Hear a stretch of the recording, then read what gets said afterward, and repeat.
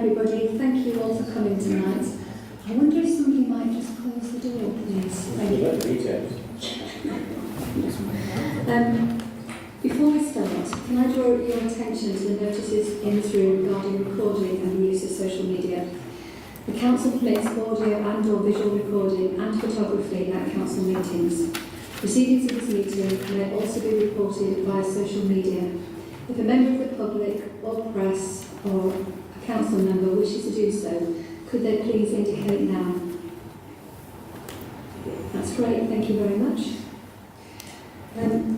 Now that we know that people are recording, can I say that if anyone indicates that they want to record, as some people have, they need to be asked if they wish to record a particular item or the whole item. So are you recording a particular item or the whole item?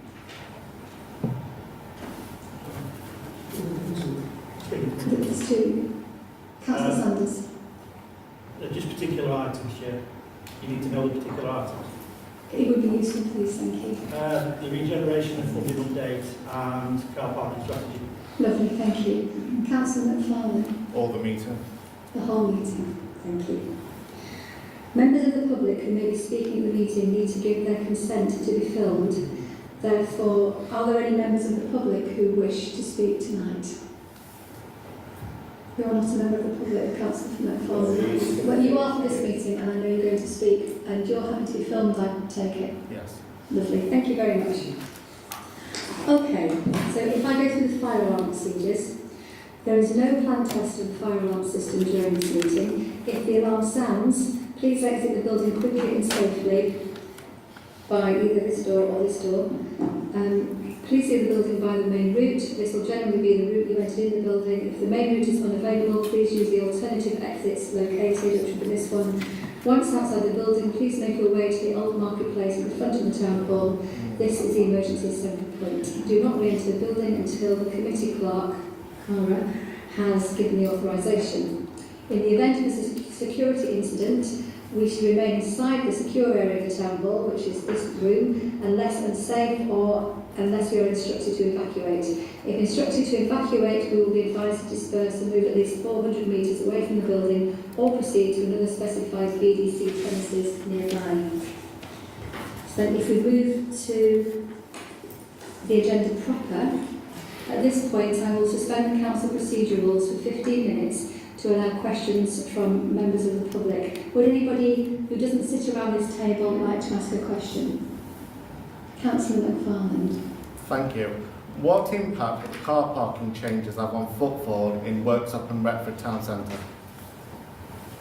That's an interesting question, Councillor McFarlane. It's not really what this meeting is looking at doing. I'm not sure that anybody here could answer that question. Would you repeat the question? He said, what effect will the car parking charges have on footfall in the town centre? Presumably you just mean Worksop, or do you mean Retford? Worksop and Retford. And Tuxford, Harth and Burcoats?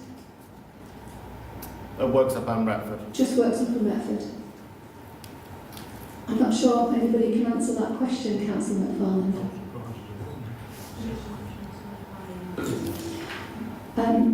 As no one can answer that question tonight, Councillor Rose, did you want to make a response?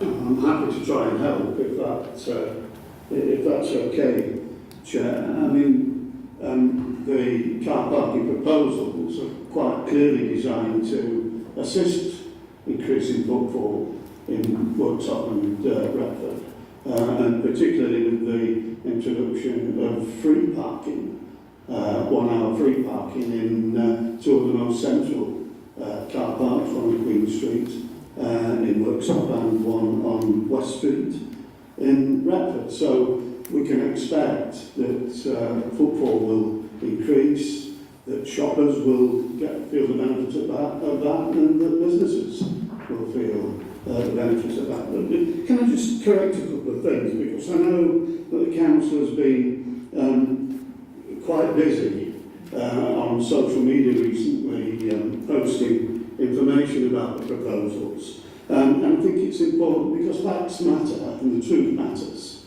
And I think it's important that we look at the facts and hear the truth. So for example, the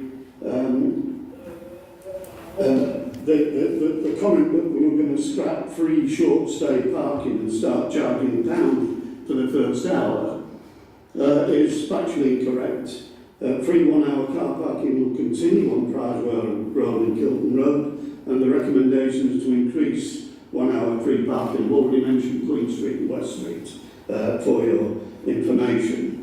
On a 12-month trial, if successful, we'll look to make these temporary arrangements permanent and look to extend to other car parks in future years.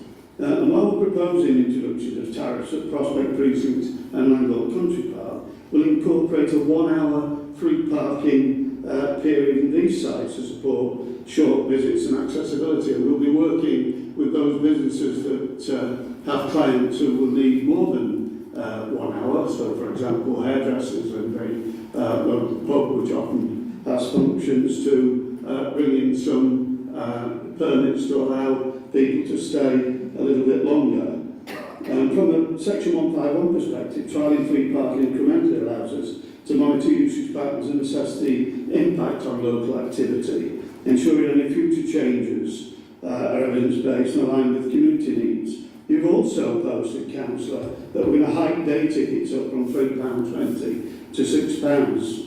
This refers to car parking in our current leisure car parks on Pricewell Road and Kilton Road. The statements needs correcting and putting into context. For stays up to 3 hours, the new cost will be £3, which is below the current tariff of £3.20. If you include a digital discount, 20%, the price falls to just £2.40, a 25% reduction on the current tariff. And for stays above 3 hours, the new tariff will be £6 or £4.80 with the digital discount. In terms of context, in the 2024-25, there were only 1,274 visits up to and above 3 hours in these car parks, and this equates to just 0.1% of the total visits. You've also suggested that we're going to double our 5 hour stays from £4.50 to £10. This is in reference to private centre car park. The statement again is factually incorrect and needs to be placed into context. So stays up to 5 hours will increase from £4.50, but the new all-day tariff is £6. With the digital discount, there's only a minimal increase of 30p to £4.80. Stays above 5 hours will continue to be charged at the current tariff of £10 or £8 with the digital discount, which is a 20% reduction. In terms of context, Chair, there were just 94 stays up to and above 5 hours in 24 and 25 at the private centre car park, or 0.5% of total car parking stays, 5 in every 1,000 visits. Stays up to 5 hours equates to just 0.1% of the total overall stays, 1 in every 1,000 visits. Furthermore, we were told on Councillor McFarlane's Facebook page that we were going to introduce new charges at currently free car parks like Prospect Precinct and Langdale Country Parks. I've already addressed these, that both sites will incorporate the 1 hour free parking and will help local businesses around this particular change. We're also talking to highways about parking enforcement on Church Street in Langdale. So all the bases have been covered. I'll leave colleagues with one point, that in March 2024, Councillor McFarlane, seconded by his new recruit, Councillor Stanley, proposed an alternative budget to this council. Part of these amendments incorporated changes to car parking tariffs. I'll quote from it. It says, this will increase charges in visitor car parks to £2.50 for 1 to 2 hours, £3.50 for 2 to 3 hours, and £5 all day from £2, £3 and £4, respectively. Shopper car parking charges will increase to £2.50 for 1 to 2 hours and £3.50 for 2 to 3 hours from £1 and £2, respectively. The proposals included the uplifting tariffs to 2 hours will increase up to £2.50, up to 3 hours £3.50 and £5 for all day parking.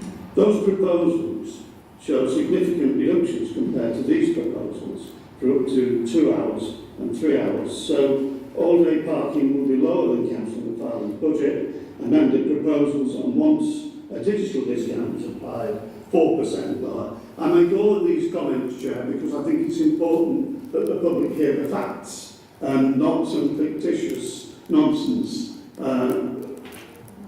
posted to inflame public opinion against this council.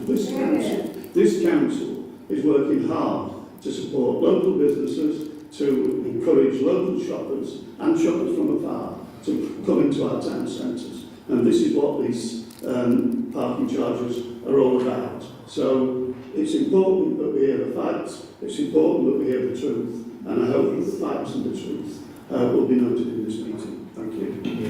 Thank you, Councillor. I agree with you that the facts matter, the truth does matter. Councillor McFarlane, I know I've made you this offer many times in the past, that you could either talk to myself or one of the Cabinet members when you post these facts so that you get them right.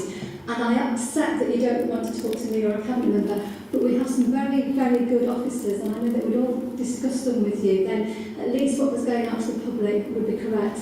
And it's a shame that all the people that you felt were going to come tonight didn't come, because then they would have heard the truth. But do you have any other questions, Councillor McFarlane? I do actually, and there's no need for the patronising tone either. It's a genuine offer, Councillor McFarlane. Yes. I've offered you assistance many times, and officers will always help you. Yeah. It's not patronising, it's a genuine offer, and to get the truth out there is really important. Yes. Okay, so Age Concern have run a campaign about moving services, and especially services being offered cheaper for online variants, saying that elderly people often feel excluded by online discounts that they cannot access. Do these car parking charges actually comply with the Equalities Act, or is it discriminating against the elderly? So he's asking if these car park charges discriminate against elderly people who Councillor McFarlane feels can't use the digital system.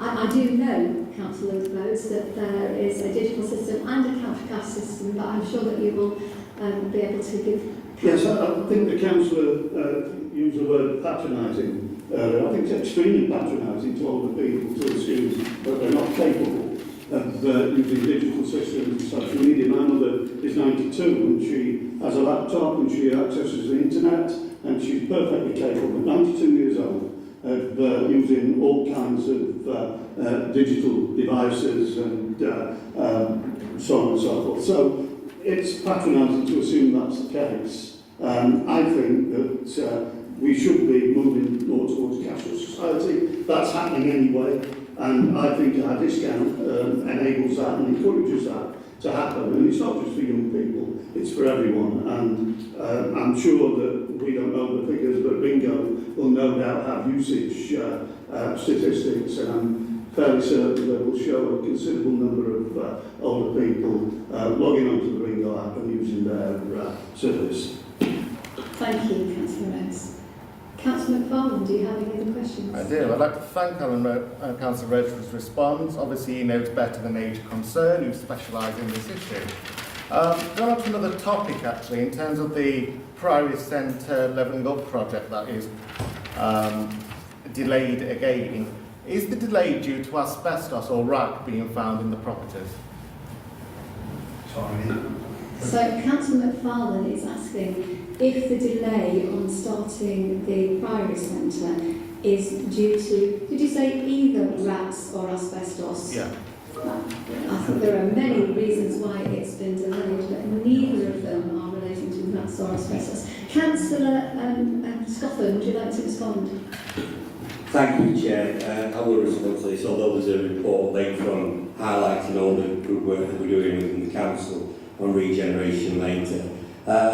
All I can say is the delay is probably down to due diligence of all the contractors and suppliers and the council, just to make sure that we're getting this project right. It's going to be the jewel in the crown that it is going to be for the Bassetlaw area. And it's not going to help by people just spreading rumours about it and talking, I can't even say that, but people, I'm sure Captain understands my thoughts on that. But no, as far as I'm concerned, I will find out, report back later, but it is not due to rats process. Thank you, Councillor Scotland. And that's a really useful question, Councillor McFarlane, because at least we now know that you won't be saying that on Facebook. Do you have any other questions? I do. In terms of the levelling up partnership funding, which is now being used to fund the Priority Centre project, what smaller projects are now going to have to be stopped in order to bail out the levelling up project that is over budget? None. Do you have any other questions, Councillor McFarlane?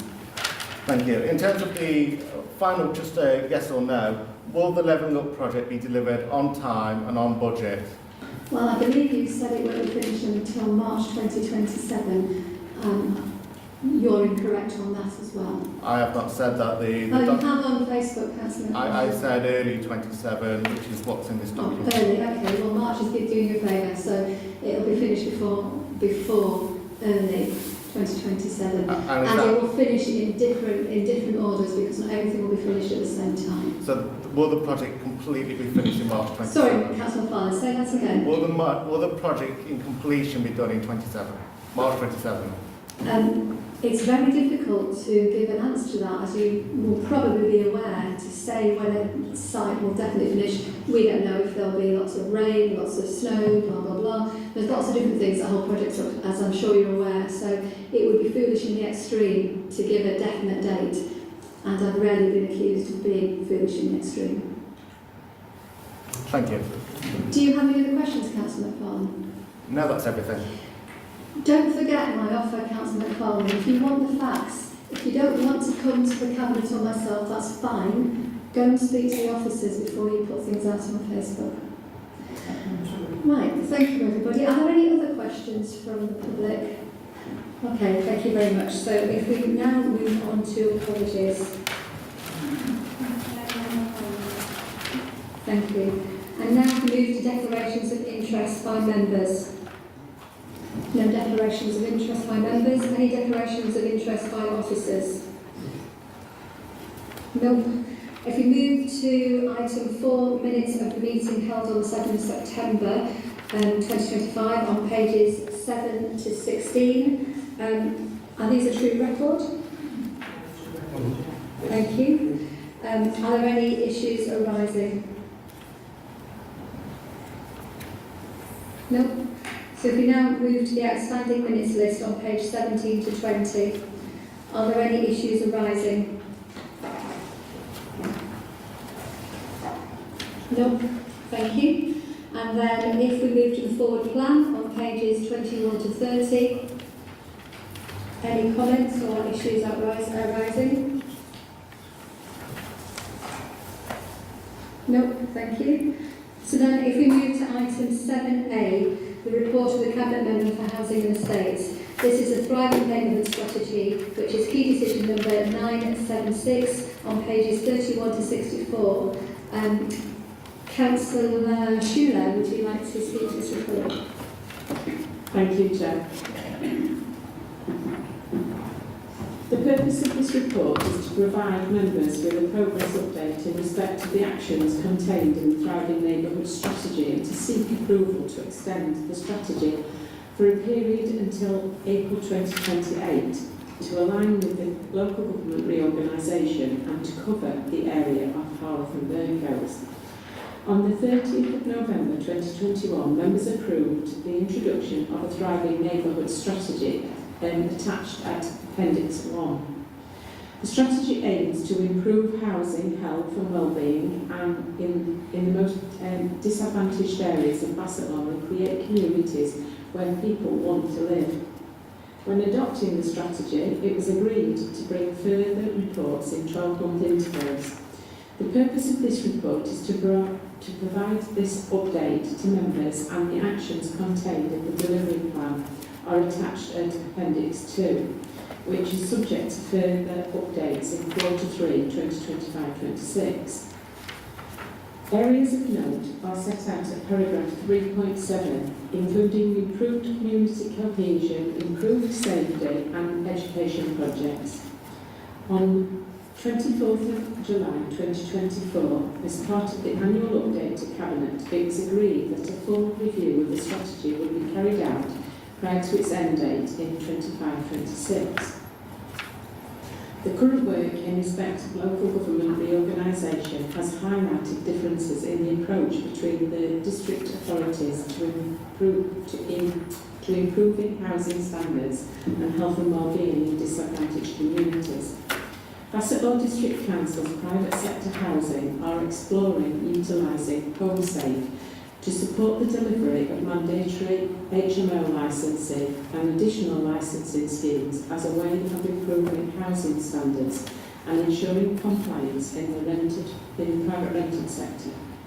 It is therefore felt that it would be beneficial to give consideration to procuring HomeSafe and considering selective licensing. Across the wider LGR area, it is if areas meet the criteria and that this work takes place on a wider LGR basis. It is recommended to extend the current approach of thriving neighbourhoods and extend it to the Harleth and Burcoats area for a further 2 years up to April 28, when the new unitary authority will be established. The Harleth and Burcoats area has been selected due to its low levels of deprivation as a key benefit to thriving neighbourhoods approach is bringing together previously isolated members of the community to drive forward positive change. It is believed this area, which is similarly suffering from a lack of cohesion and multiple areas of deprivation, would benefit from the holistic multi-agency approach which the initiative takes. There are currently no financial implications associated with extending the Thriving Neighbourhood Strategy for a further 2 years, or for extending it to cover Harleth and Burcoats, as resources will be targeted by partner organisations to the strategy. If additional funding requirements are subsequently needed to enable the 2-year extension of the strategy, they will be identified for consideration within the budget setting process. The recommendations are set out at paragraph 6.1, 6.2 and 6.3. Thank you, Councillor Schumer. Mrs. Craig, do you have anything to add? Nothing to add, very happy to answer questions. Thank you. Are there any questions or comments? Councillor Scotland. Thank you, Chair. I welcome this report and I welcome the fact that we're going to extend it for another 2 years. The Thriving Neighbourhoods, if I'm not wrong, came into effect through us doing door-to-door knocking and us finding a property on Cheapside that was in a very bad situation. And from that, councils at the time decided that something needed to be done in these areas. I can remember them looking at selective licensing and it becoming known that it wasn't for Bassetlaw at that time. That was back then, and I hope it comes through that it's not for this time now, because I think the Thriving Neighbourhood is a very more community initiative that helps our tenants as well as probably helping landlords as well. Thank you, Chair. Thank you, Councillor Scotland.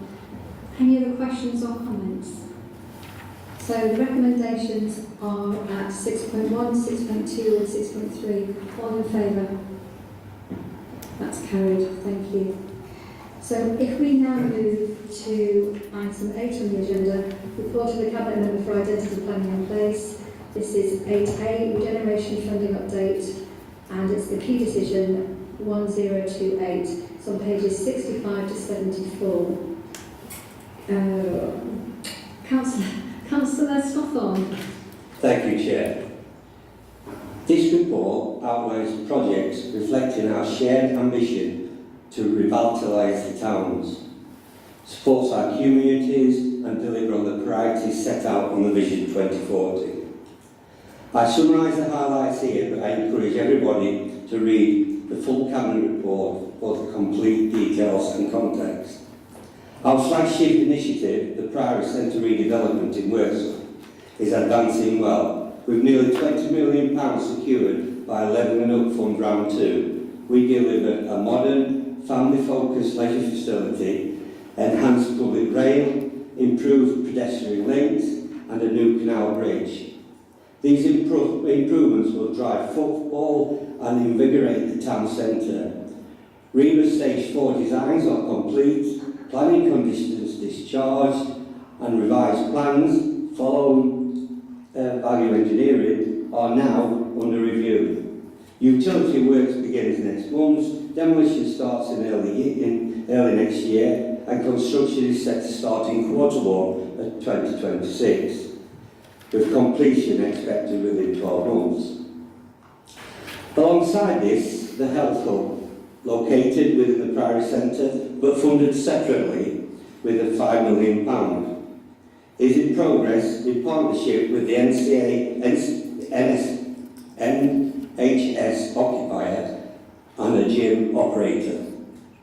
Turning to the Buttermarket development in Retford, this historic space within the town hall is being transformed into a vibrant indoor street food venue with up to £1 million of levelling up partnership and an additional £207,000 from the UK SPF. This project supports town centre regeneration and creates affordable trading spaces. The Centre Place relocation at Kilton Community Centre is moving forward with a £1.5 billion low-carbon reef-free retrofit using the T-COSY system. At Worksop Creative Village, up to £6 million will fund educational workshop spaces aligned with local growth sectors. Planning is submitted and the tendering is underway. The North Border School site has £3 million allocated for demolition and enabling works, with further funding being pursued for affordable housing delivery. Meanwhile, the plan for neighbourhoods in Worksop continues under the government's renaming Pride in Place programme, with community engagement and plan drafting in progress. Importantly, the Council has reached confirmation from the Minister of Housing, Communications and Local Government that Regeneration Fund is now being consolidated into the new Local Regeneration Fund. This replaces previous rigid structures and offers greater flexibility to allocate funding across our capital programme. Removing restricted delivery timelines, it empowers us to respond more dramatically to local needs. Recommendations for Cabinet consideration are outlined in section 6 of the report. Chair, these are ambitious, community-focused projects that demonstrate our commitment to regeneration, sustainability and inclusive growth. I look forward to Cabinet's continued support as we move forward with these initiatives. Thank you. Thank you, Councillor Scofield. Mrs Beresford, have you anything to add? Nothing to add, Chair, but happy to ask any questions. Thank you. Thank you. Any questions or comments? Councillor Slater. Now, I just wanted to say a comment. I know there's been a lot of discussions around the Butterworth, the Buttermarket proposals, but I'm personally very excited by these changes. When we initially went out to consultation around the Road Market, one of the things that was overwhelmingly came back as a popular proposal was to regenerate the Buttermarket area. And I think with the new street vendors in consultation with local businesses, I think will increase footfall and will further regenerate Retford Town Centre, where ultimately it will support local businesses and we'll see a more vibrant town centre as a result. Thank you. Thank you, Councillor Slater. Are there any other comments or questions? Okay, thank you all very much. If we move to the recommendations, which are on pages 72 to 73, and these are 7.1, 7.2 and 7.3. All in favour? That's carried. Thank you very much. And then if we go on to item 8B, the Nottinghamshire Local Nature Recovery Strategy, key decision number 1080 on page 75 to 86. Again, Councillor Scotland. Thank you, Chair. Today I speak in support of the Nottinghamshire Local Nature Recovery Strategy, a bold and forward-thinking vision for a greener, healthier and more resilient county. This strategy, produced by the County Council with direct involvement from Bassetlaw and our districts and borough partners, set out clearer and compelling roadmap for how we will protect and restore nature across Nottinghamshire. It's about creating spaces for wildlife to thrive, improve access to green spaces in our community and build resilience against the growing challenges of climate change, such as flooding and overheating. Locally, the benefits are substantial. The strategy will help us identify the most suitable locations for biodiversity net gain. It will guide our local planning efforts, ensuring that nature recovery is embedded in decision making, and it will provide robust evidence to attract investment in nature-based solutions. Solutions that will improve air and water quality and help manage the risk of flood. For our landowners, this strategy offers a practical framework. It will support informed land management decisions. It will open opportunities for funding, including through environmental land management schemes. It's a win-win for nature and for those who steward its landscapes. I want to emphasise that this strategy is not just aspirational. It is advice, comprehensive and grounded in evidence. It reflects the voices of stakeholders, landowners and the public, incorporating their feedback from earlier consultations. It is sounding basis for the Council to carry out its responsibilities. I therefore endorse the recommendations set out in the section 1.7 to 1.3 of the report and urge my fellow councillors to support the publication of the Nottinghamshire Local Nature Recovery Strategy. Let us take this step together for our environment, for our communities and for our future generations. Thank you, Chair. Thank you, Councillor Scotland. Ms Johnson, do you have anything to add? Nothing to add, Chair, but happy to take questions. Thank you. Any questions or comments that anybody has? No? Okay. I also support this report. I think the more that we do to make sure that our nature continues to grow and thrive in these times is very good. So the recommendations are on page 80, 7.1, 7.2 and 7.3. All in favour? That's carried. Thank you very much. So if we move on to 8C, on page 87, key decision number 1117, which is a supplementary planning document, approval for consultation. And again, Councillor Scotland. Thank you, Chair. I'm pleased to speak today in support of two important draft supplementary planning documents that reflect our commitment to protecting Bassetlaw's natural environment and to preserve the distinctive character that defines our district. We know that the environmental quality of Bassetlaw is deeply valued, not just by those who live here, but by those who visit and invest in our communities. It contributes to our local identity and sense of place. But we also recognise that new development, if not carefully designed and managed, can pose risks to the very qualities we cherish. These two documents focus on key elements of our natural environment and sets out clear, practical steps to safeguard them. The first addresses the impact of the increased local visitors to Clumber Park, a site of special scientific interest and a nationally significant nature site. In a first for our region, this document introduces a new requirement.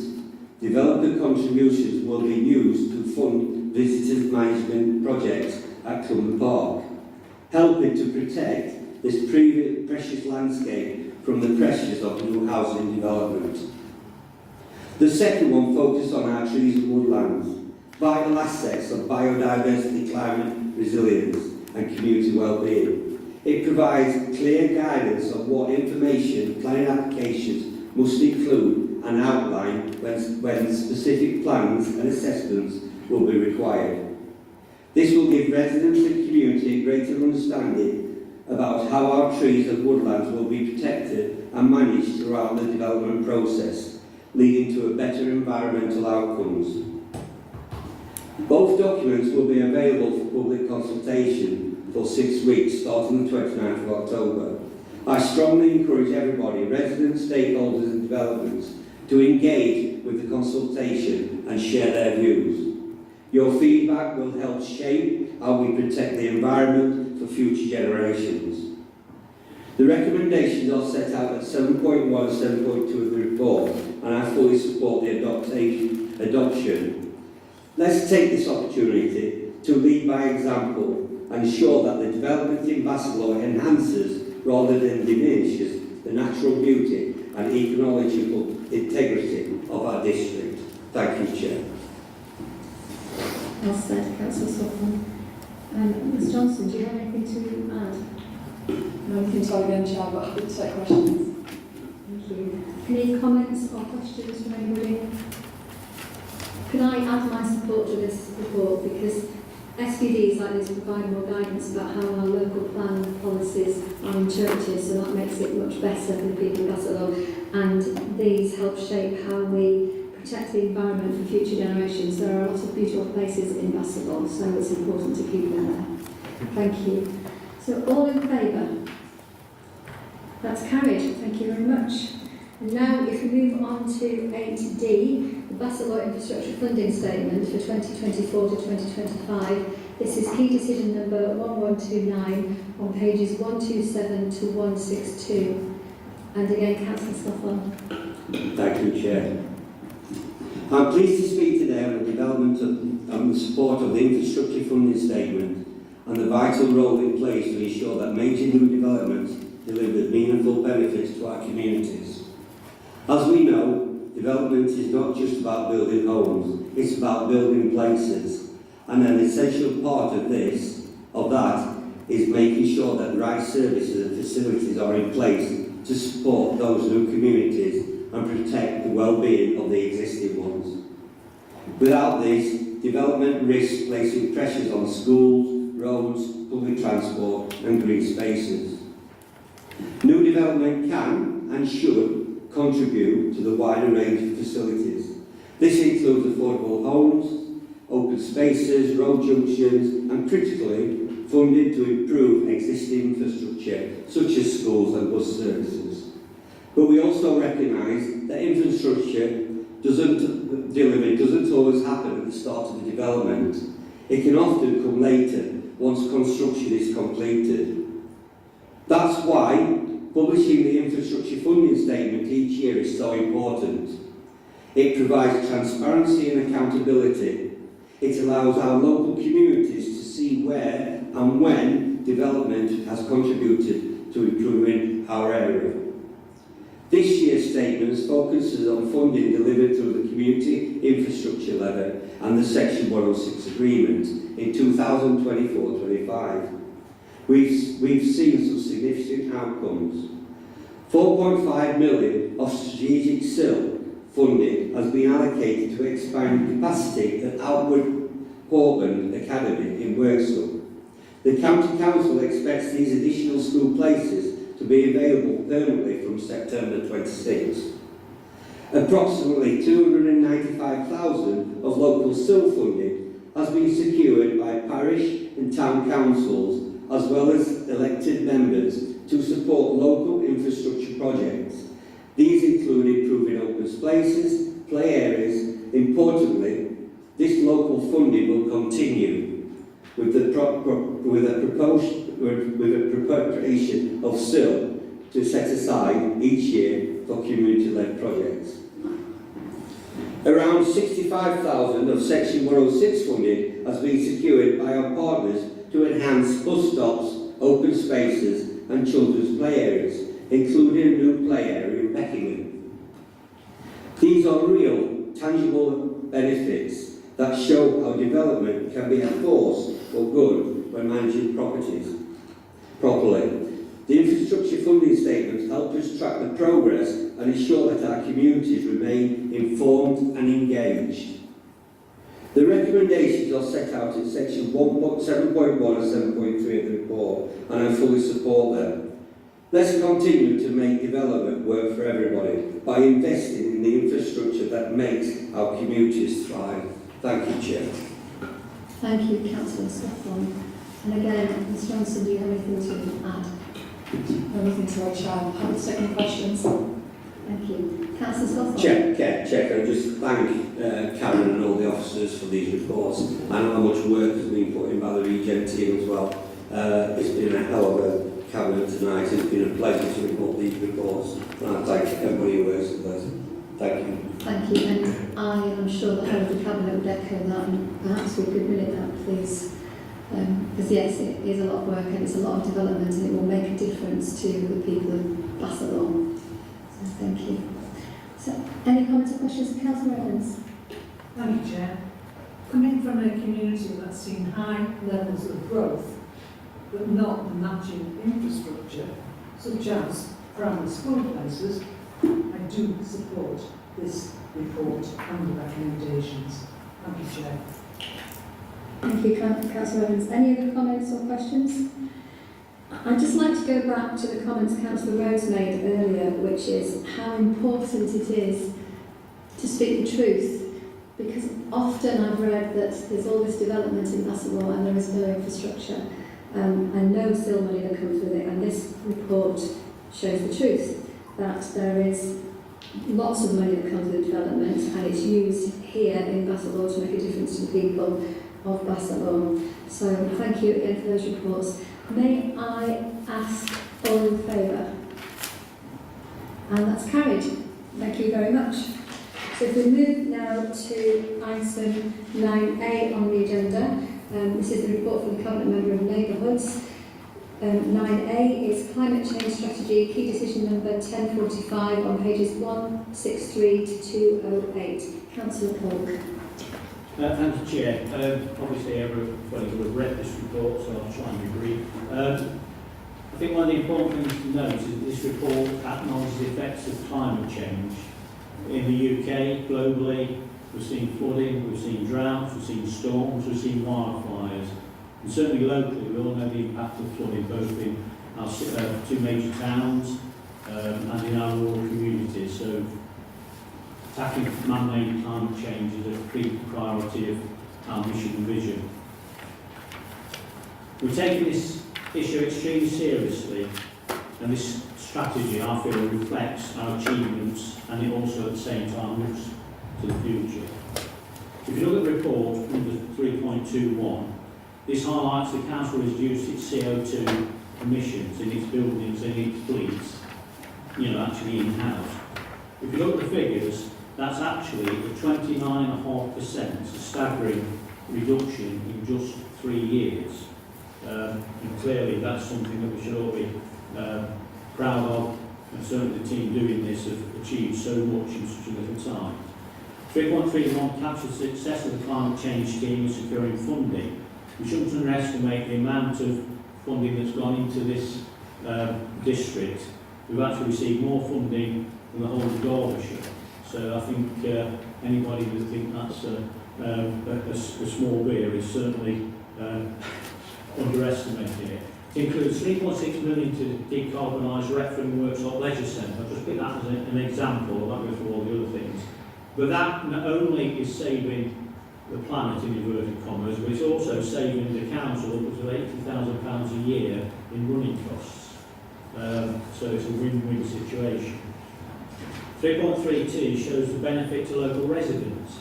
We're not just saving money to ourselves and saving carbon and saving money to the council taxpayers, we're also putting energy saving measures into, under book 2, into domestic properties, 117 properties.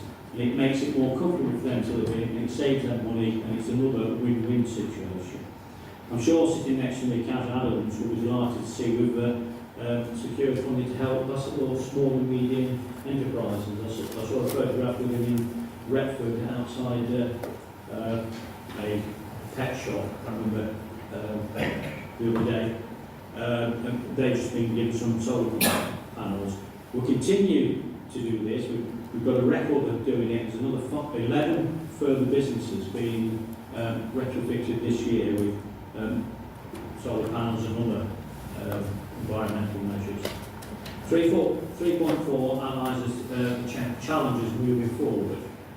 It's all right reflecting back and saying how well we've done, but you've also got to take into account what happens as you move into the future. And there's external factors that are going to affect us, two major ones which we'll all be aware of in this room. One is simple recycling, as Peter's is only too fully aware, and the other of course is local government reform. So this strategy doesn't just look at what we've done, it looks at what we're going to do moving forward. The report under 3.43 refers to transformation and sustainability. And that impacts not only on structures, buildings and fleet, but it also impacts on our most valuable asset, which is our workforce. And I know Councillor Slater has been heavily involved in realigning the workforce to meet these challenges. So it's a holistic approach to a problem or a challenge that this council is addressing. Under 3.44, the strategy fully recognises the changing political environment and how it needs to fit in with it. Simple recycling mentioned, D2N2, local area energy plan, working alongside East Midlands councils, the mayor, and be fit for purpose under local government review. So these are challenges, we look to address them, we look for opportunities, and finally I'd like to put on record my thanks to all the team involved in climate change initiatives that have already been achieved and all the work done and will be doing moving forward. I ask that you all support the recommendations. Thank you, Chair. Thank you, Councillor Polk. If I speak first this time, because I was going to say something similar, because I wanted to pay credit to the team for successfully bidding for quite a lot of money over quite a long period of time. It makes a huge difference to our residents, to our district, and also to our financial standing. So if we could put that on the record, please. Thank you. Are there any other comments or questions anyone would like to make? Councillor Griffin. Just in respect of car parking, would the council consider an option for business owners to either pay monthly for permits or assist them in some ways? I've had quite a few business owners that are struggling to pay for a full permit. Councillor Griffin, this is a different report. Oh, sorry. It's okay, we'll take on, and I'm sure that if you speak to Councillor Rose or to Mr Wellman, thank you. Any other comments or questions? Okay, so if we move to the recommendations, please, which are at 6.1, 6.2 and 6.3. All in favour? That's great, thank you. Carried. So if we then move to the report of the Cabinet Member for Corporate and Financial Services, 10A, this is the medium-term financial plan from 2026-27 to 2028-29, key decision 1126, pages 209 to 222. Councillor Rhodes. Chair, thank you. This report provides an update to the Council's medium-term financial plan to 31st of March 2029. Previous 5-year plan approved in February has been revised to a 3-year horizon to reflect the transitional period ahead of local government reorganisation and the move to a new unitary authority. The Council's financial position has continued to strengthen thanks to the hard work and dedication of officers supported by elected members, and I'd like to pay tribute at this point in time to our officers in the Finance Department who do fantastic work, led of course by Nick Wildman and Karen Burdick. In February, a projected funding gap of 1.619 million was identified by 2029. Since then, national consultations on the Fair Funding Review and business rates reset have taken place, though neither provided clarity on individual council allocations. Despite this uncertainty, the Council's prudent financial planning has ensured we remain well prepared for any potential impacts. Our financial performance in 2024-25 has been particularly strong. Both the General Fund and Housing Revenue Account recorded underspends, allowing reserves to be replenished by 1.7 million and 1.6 million respectively. These outcomes reflect sound budget management, effective monitoring and strengthened governance arrangements, all of which contribute to the improving financial resilience. While national funding increases are anticipated, they're conditional on councils applying the maximum allowable council tax rise, 2.99% in our case. Without this uplift, the projected sector-wide funding will not materialise. Work with LG Futures has helped model the potential impacts of funding reforms. While there's a risk we may be adversely affected, our cautious approach in previous financial plans will help to mitigate this. The Council's financial resilience has improved significantly in recent years, placing us in a strong position to manage external pressures and economic uncertainty.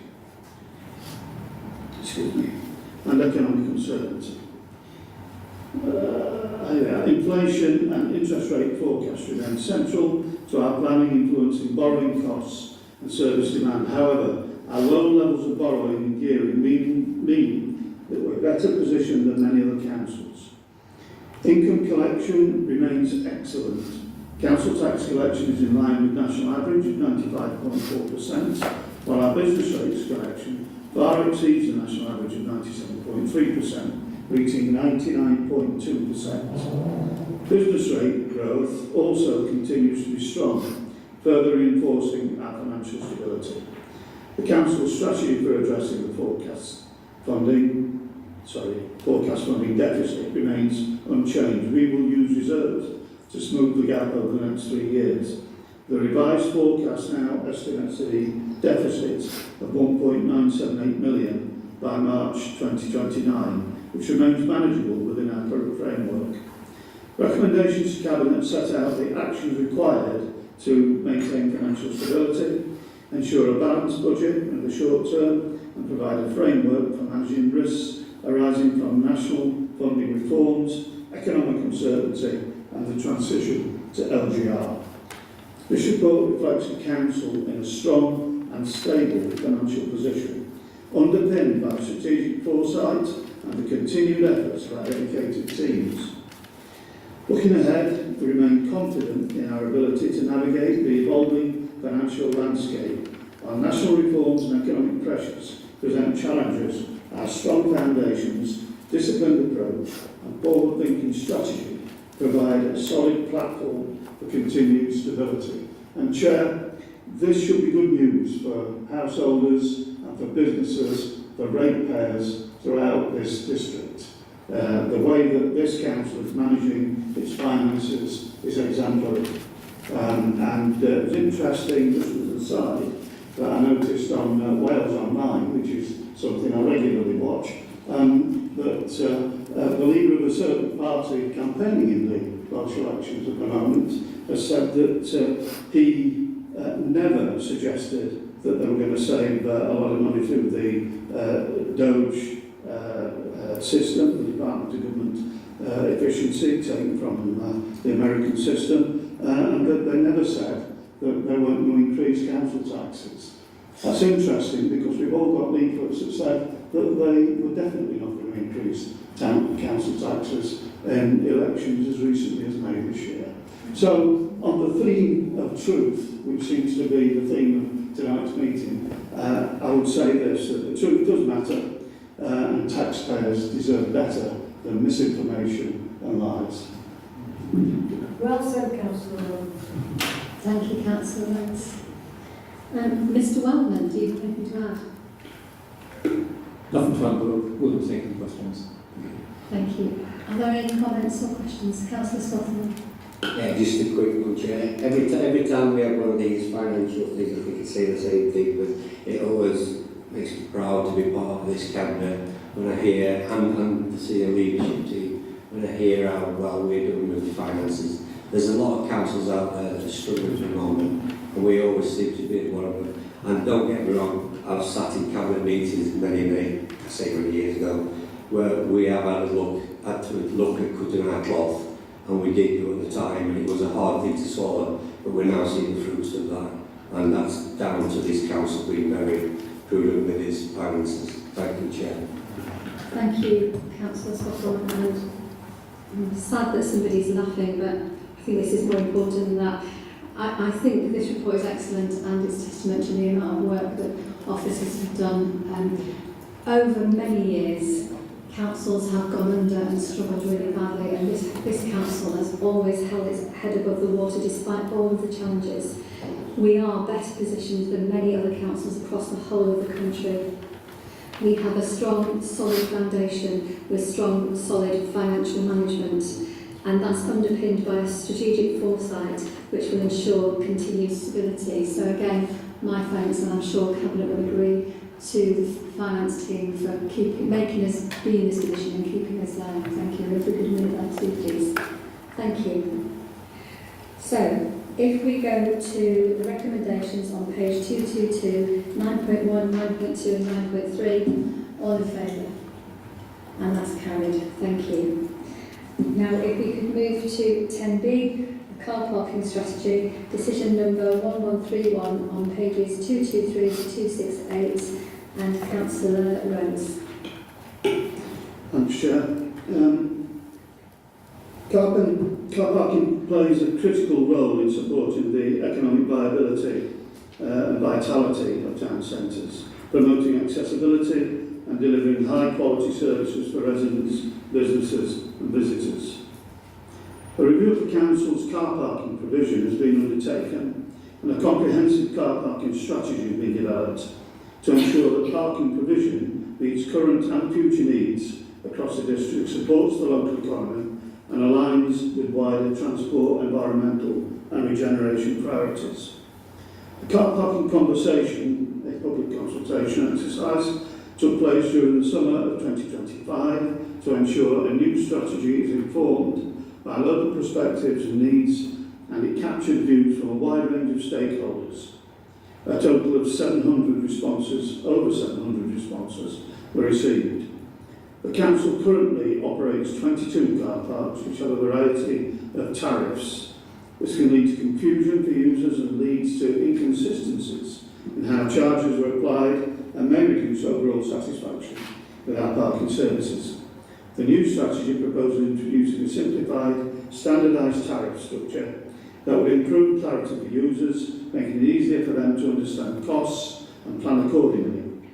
In addition, the strategy promotes digital payment by offering a 20% discount through the Ringo app, helping to reduce cash handling and modernise the service. 70% of respondents to the consultation revealed they spend less than 2 hours in council-owned car parks, with over half using them for shopping or visiting retail areas. To increase footfall in town centres and support the local economy, the plan includes the introduction of a 1 hour free parking offer at Queen Street in Worksop and West Street in Retford, both centrally located car parks, on a 12-month trial basis. These sites have been chosen as they're close to shopping zones, public amenities and local services. The charge for the first hour at Prospect Precinct and Mangold Country Park will also be free, as well as continuing with the 3 hour offer at Prizewell Road and Kilton Road car parks. Overall, the Council's car park conversation revealed 60% of respondents are satisfied with Council car parks, with cleanliness, safety and security remaining the top priorities when choosing where to park. By creating this forward-looking car parking strategy, Bassetlaw District Council aims to ensure that its parking assets are used effectively, managed sustainably and support the wider economic, environmental and social objectives of the district. The recommendations, which I fully endorse, Chair, are included in section 6 of the report. Thank you. Thank you, Councillor Rose. Ms Luddit. Do you have any questions? Sorry, do you have any comments to make? No comments, but I have 3 questions, thank you, Chair. Thank you. Are there any questions or comments? Councillor Griffin. As far as parking charges, it does impact local businesses when we think about being in a town centre. A couple of issues that were raised to me was would there be a potential of paying monthly for a certain year? Could there be a subsidised permit for, say, the owner of the business, so they haven't got that additional cost? I'm just wondering if it's something that the council would consider looking into. Sorry, councillors, the fan blowing somewhere and I can't hear very well. Could you just illustrate what Anne's just said? I do apologise. Do you want to repeat it a bit loud? So local businesses in Retford, obviously parking is an issue for them. So I'm just wondering if the council will consider either sort of monthly fee towards a permit or a subsidised scheme for a business owner, just as an incentive to actually rent within the town centre, because obviously it's an additional cost. Can I suggest So the best thing we can do is look into this and drop you a note on it rather than talk about it this evening, and we will certainly look at that, and I'm sure that Karen, unless you want to respond tonight, Karen. Ms. Muddick, yes. Can I just say that we do also offer a season ticket at the moment, which businesses could utilise, which comes with a discount. I think they just were, a lot of businesses were looking at the expense of buying that season ticket and whether there could be sort of a monthly scheme that they could sign up for. There is a point at the moment that is something we could investigate. Thank you. So we'll look at it and we'll get back to you. Mr. Wellman, did you want to add something? I'd just like to place on record my thanks to Daniel Lee, who started about one of his data analytical work and pulling the car parking structure together, and Will and his comms team for progressing the budget conversation, car parking conversation. They've both done a lot of hard work and have now got an excellent open space strategy. Thank you, Mr. Wellman, and I would like to place that on the record, please. Any other comments or questions? No? Okay, so the recommendations are on page 240. Recommendations 6.1, 6.2, 6.31, 6.32, 6.4, 6.5, 6.6, 6.7 and 6.8. All those in favour? That's carried. Thank you very much. So if we could now move to item 11A, the report of the Cabinet Member for People and Transformation.